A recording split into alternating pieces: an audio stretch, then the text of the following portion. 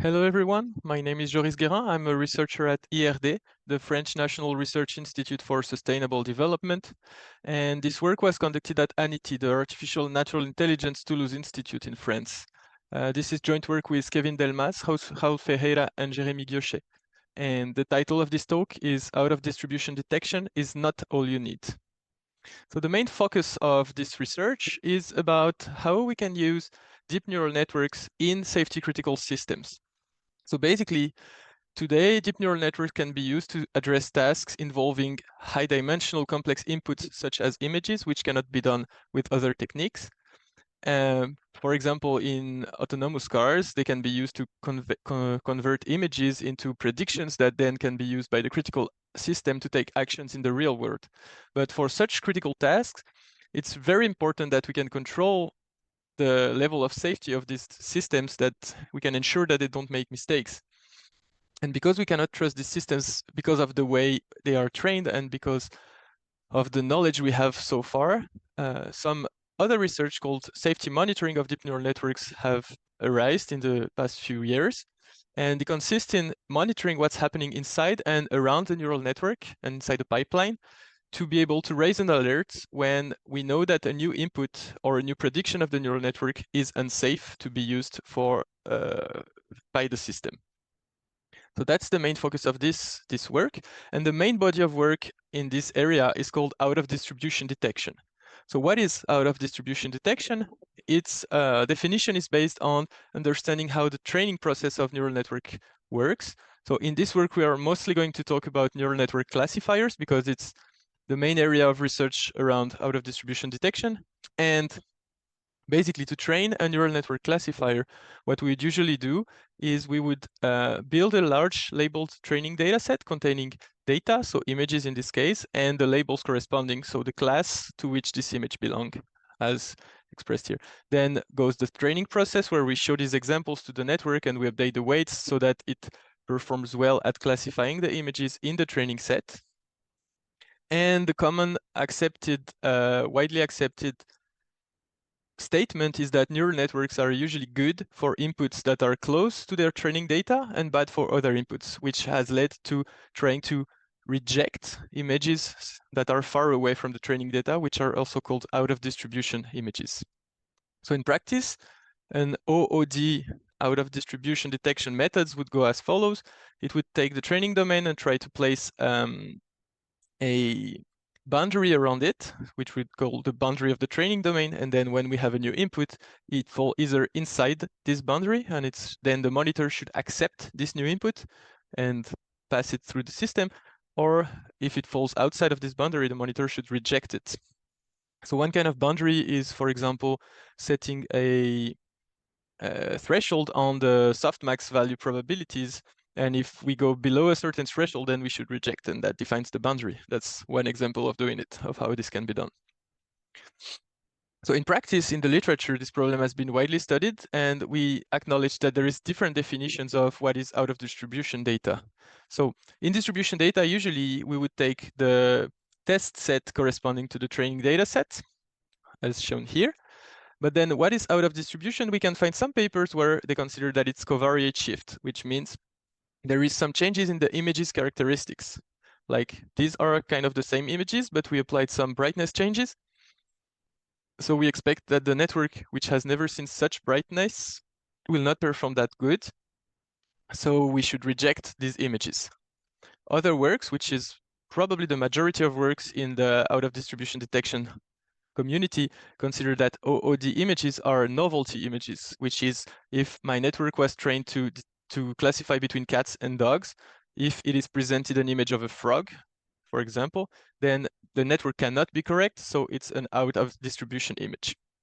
And finally, the last category is adversarial attacks, which are imperceptible malicious changes, which is we take as an image, we change a few pixels, for example, so that the network is going to fail and classify it wrongly. And detecting these kind of images can also be perceived as out of distribution detection techniques because it's important to detect them for safety. On the other hand, some other works, they're way less, but they exist, consider that what's important is not to detect out of distribution images, but to detect when the model that we are monitoring, so this neural network, is wrong.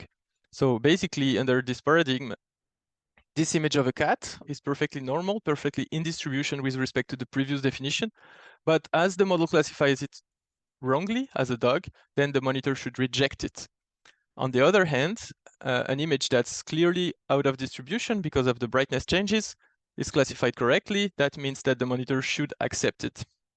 So we call this setting out of model scope detection, because what we want to know is to define the scope of the model where it works correctly. And obviously this definition of the scope of the model highly dependent on the neural network that is being monitored, which means that if we use a different architecture here, probably is going to make different errors. So the definition of what the monitor should accept or reject is going to be different. So what should we use between OOD and OMS, out of distribution or out of model scope? So first of all, it's important to say that conceptually the methods are the same. What we want to do is to take the training set, pass it through the network and extract some characteristics here.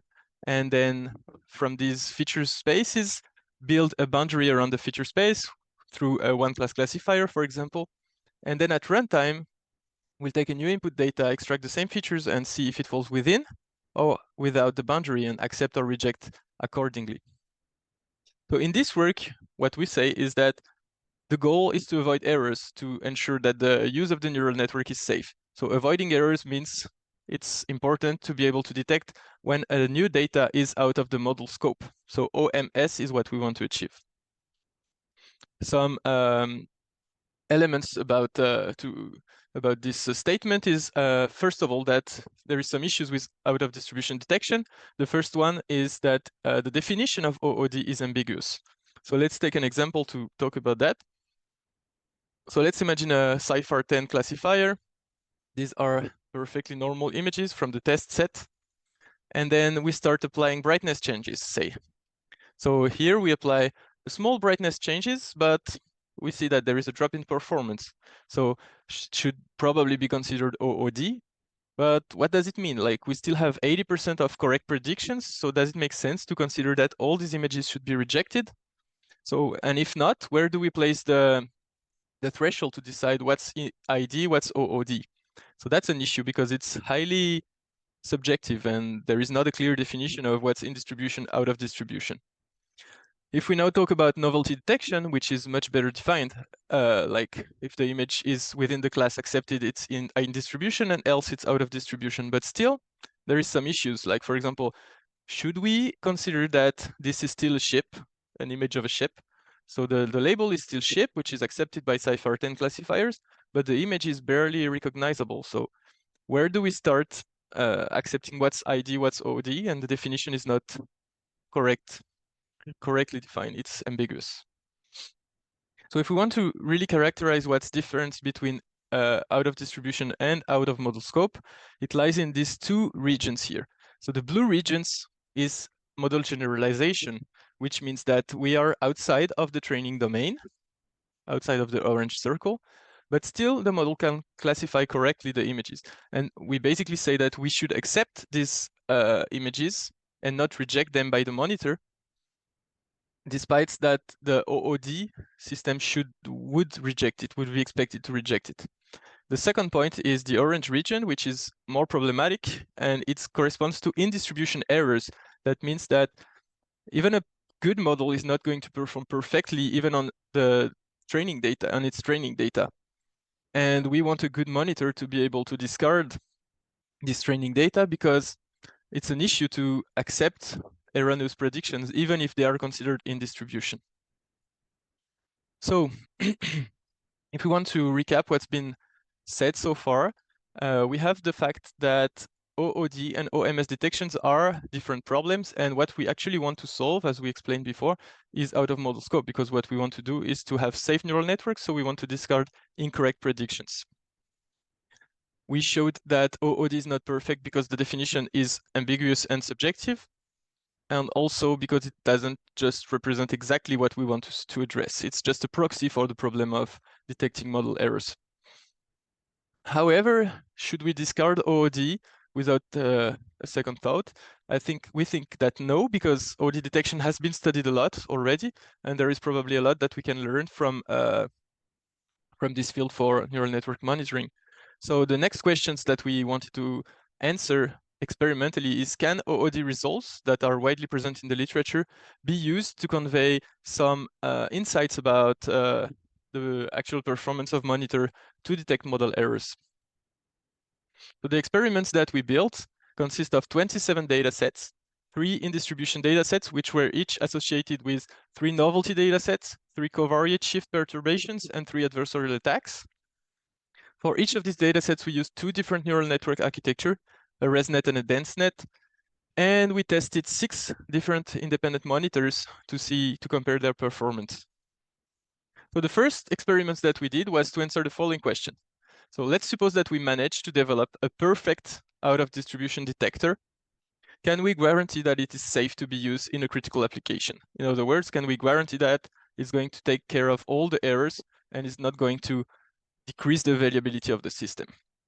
So what we did is we simulated this perfect OOD detector by having a monitor that's always predicting correctly if the new data is in distribution or out of distribution. And that's easy to do because we have access to the label on our data sets.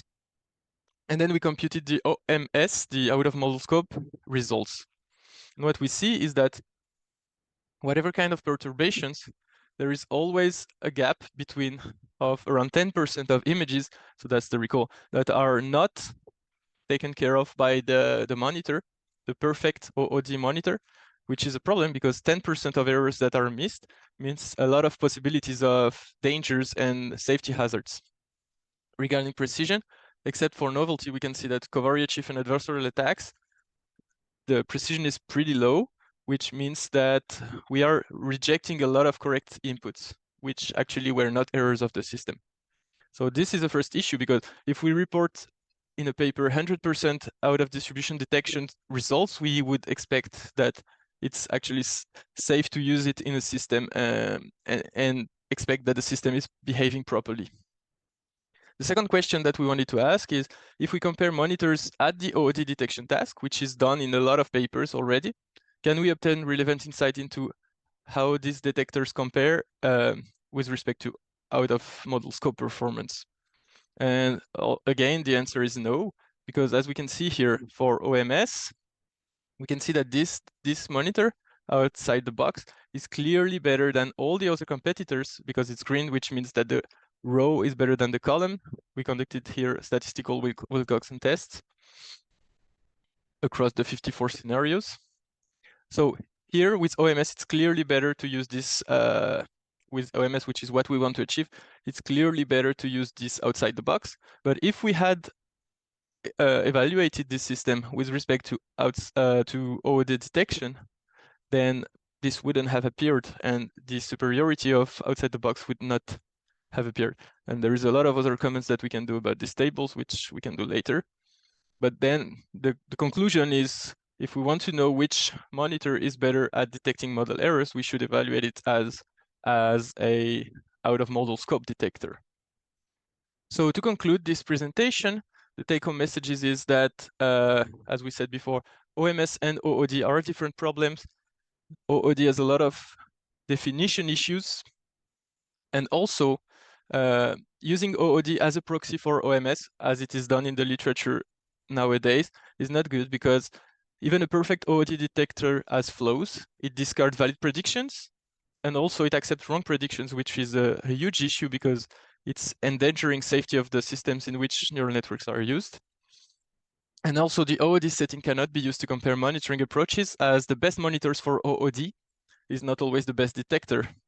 The best detector for out-of-model scope, so to detect actual errors of the system. So in conclusion is pretty simple. Let's just try to build monitoring techniques, keep doing the good work on that level, but try to evaluate them on the out-of-model scope paradigm, because it's much better appropriate to evaluate these monitors and to know which one is safe to be used in practical scenarios. So I'd like to thank you for your attention, and if you have any question about the presentation, please feel free to contact me through any of these medias here. Thank you.